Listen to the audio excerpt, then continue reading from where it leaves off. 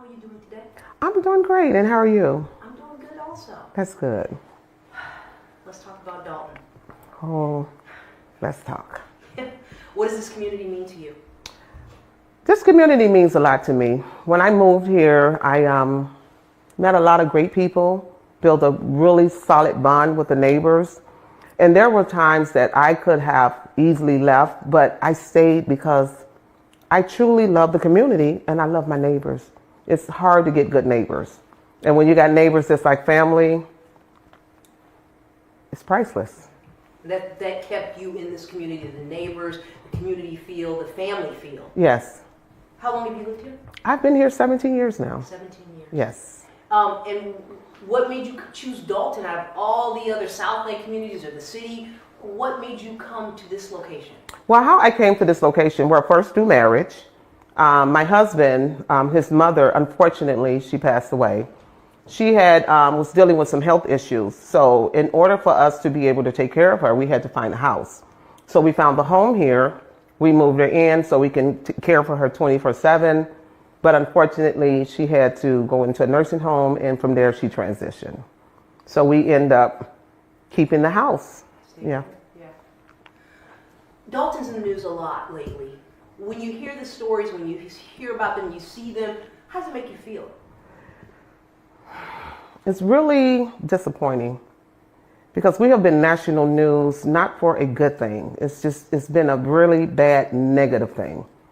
And speaking with the residents, talking with the people that live in the village, it's just been so draining. It's been like a nightmare that just won't go away. It's like no matter what you do, it's like I go to sleep, I wake up, and the problem is still here. So it's been a nightmare. But there's so many good things happening in this community, but they're being overshadowed by all the negative news. Yes.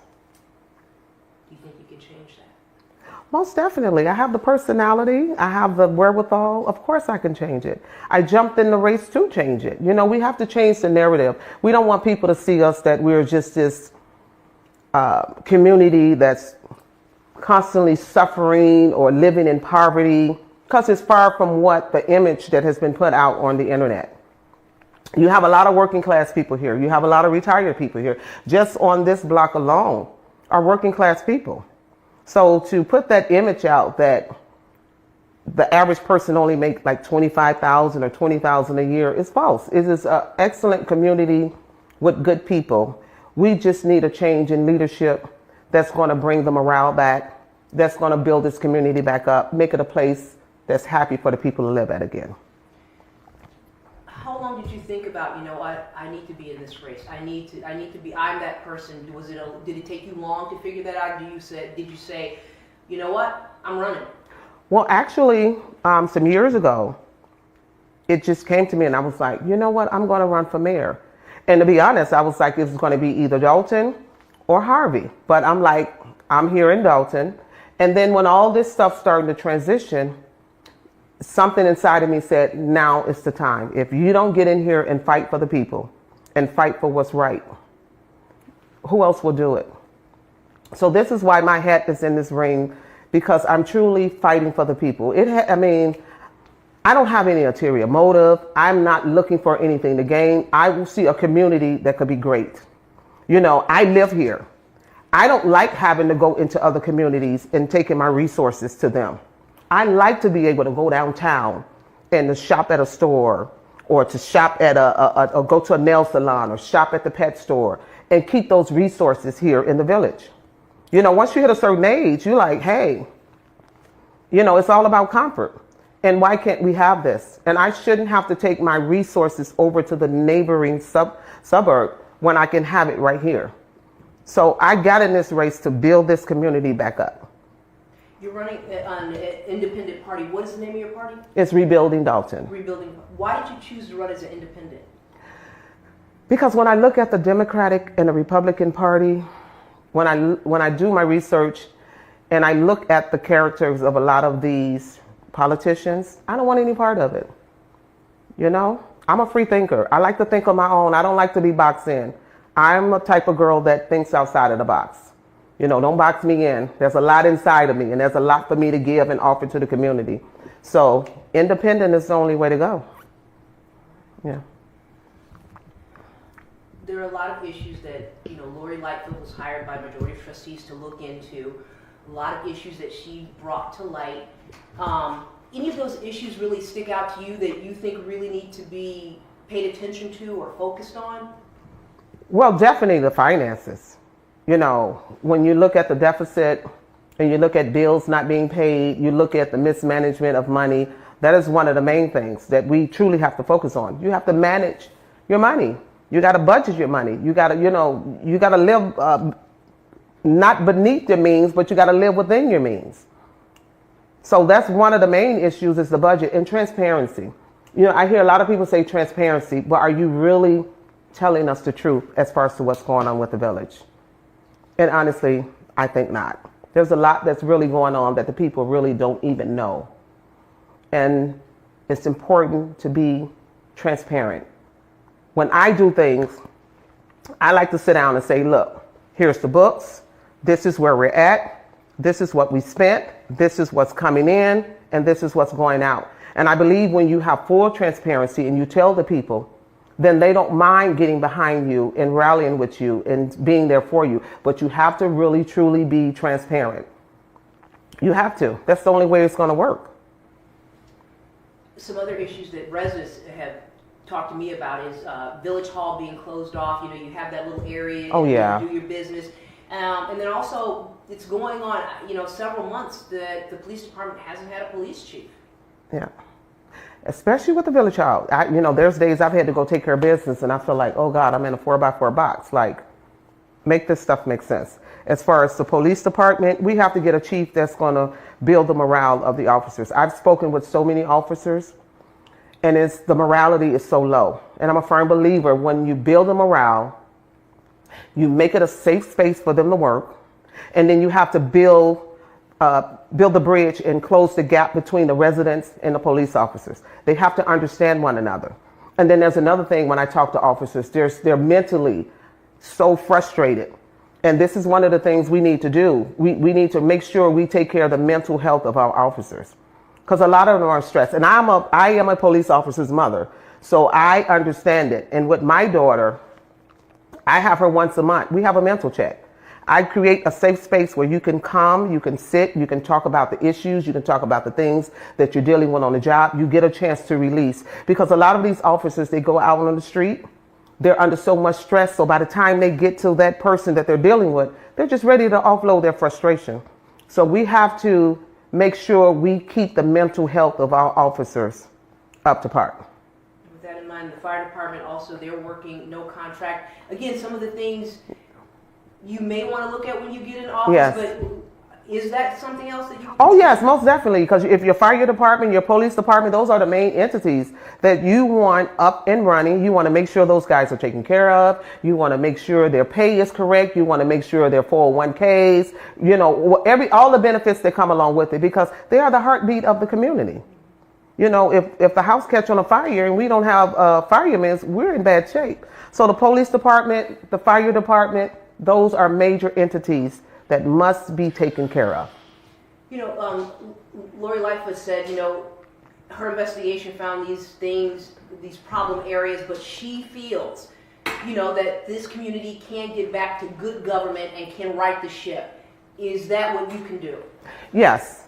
So today, I actually had a meeting with investors, and I have literally been going hard since I've jumped into this race. And a lot of the investors, they are willing to invest. They're willing to help bring businesses back into this community, but they want to make sure that they're doing it under the right leadership. It's nothing against the other two that has been in office or that's running for office, but they know me, they know of my character. A lot of them have worked with me. They're willing to bet their money on me and help building this community back up. And that's what we need. We know, economics. I mean, it's just like running a household. If you don't have any economics coming in, you can't run the household. So we got to get investors. We got to bring businesses back. When you make it attractive, then you start attracting home buyers. And a lot of these homes need to be put back on the tax brackets. And that's one of the things I have been doing here in Dolton since 2012. I have been making sure that every house possible, if I can help it, get it rehabbed, get it sold, get it back on the tax bracket. Because the more homeowners we have, it eases the load for everyone. It does, but property taxes have increased in this community and all throughout the Southland, and I would think something needs to be addressed there too, because a lot of people can't afford their homes. Yes, well, I actually, a week ago, talked with the Crook County assessor concerning the taxes. Like, you got to explain to me, why are you just raising taxes? Like, what is the point of just sitting down saying, okay, we're going to raise taxes? Do you guys take the time out to actually come out and assess the homes? Or you just sit behind a desk and just raise the prices? So yes, something definitely has to be done about that. How do you get people to know who you are? Are you door knocking, or how do people get to know you, Casundra? I'm a door knocker. I like to go knock on doors. When I came in this neighborhood, I knocked on every door and introduced myself. Hi, I'm Casundra. I'm your neighbor. Da da da da da da. Let's get to meet. Let's sit and have lunch. I've thrown barbecues. I just, like for the women on the block, I'll throw a tea party. Come on, let me introduce myself so you can get to know me and things of that nature. So I'm a door knocker. I'm a people person. I like to go knock on doors, introduce myself. We were out this weekend and so many people invited us into the house. Come on in. And I'm like, yes, that's my type of thing. Talk to me. Tell me your issues. Tell me what you got going on. What are your concerns about the village? You know, so I'm a door knocker. I got to get, I got to get out there. Internet is perfect. It's, it's fine and good, but it's nothing like that one-on-one contact with the residents. So social media is okay, but you're more that in-person contact. Yes. Because if a Dolton resident says, hey, I want to know more about her, what should we tell them? You should, first of all, I'm a mother, I'm a wife, I'm an entrepreneur, I'm a woman that cares, and I'm just overall a good person. I tell people, get to know me. You get to know me, Regina, you'll be like, oh my God, she is just so cool and down to earth. I mean, I'm the type of person that I will give you the shirt off my back. People will tell you that know me on this block. I have taken in foster kids. I have taken in homeless people. I have let them live in my house. I have adjusted my life to help someone get up on their feet. Those are the type of things that I have done.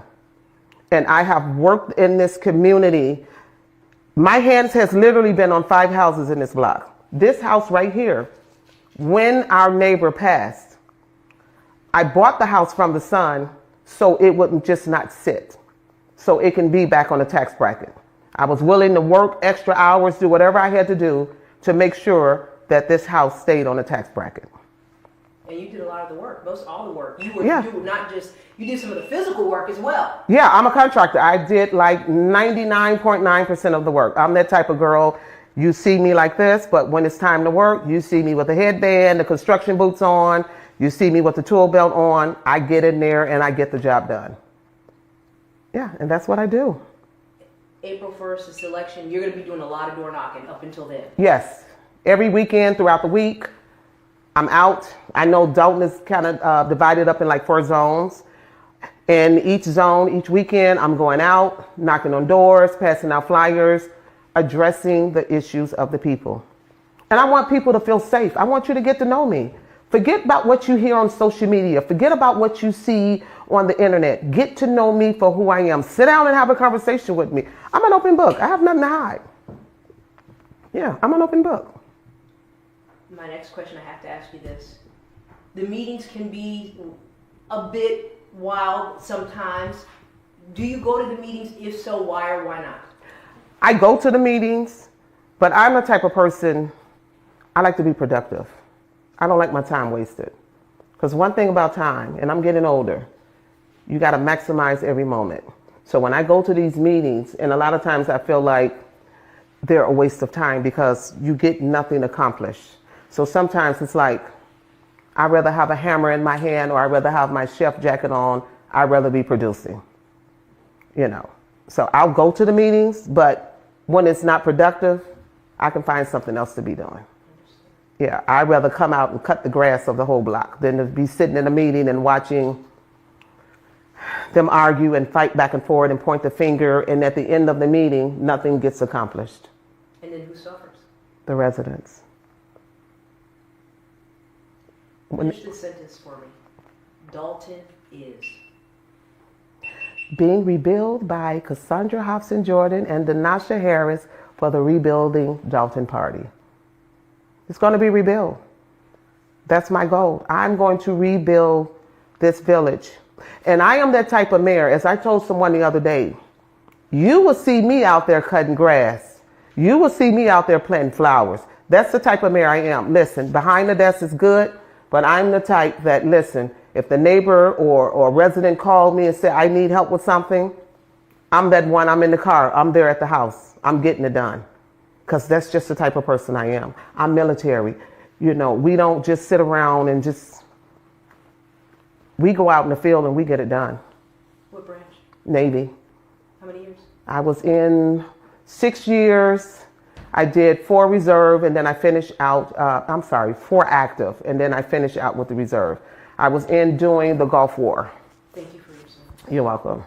So after that Gulf War, I'm like, you know, I love my country, but I love me more. Yeah. Thank you. No, you're welcome.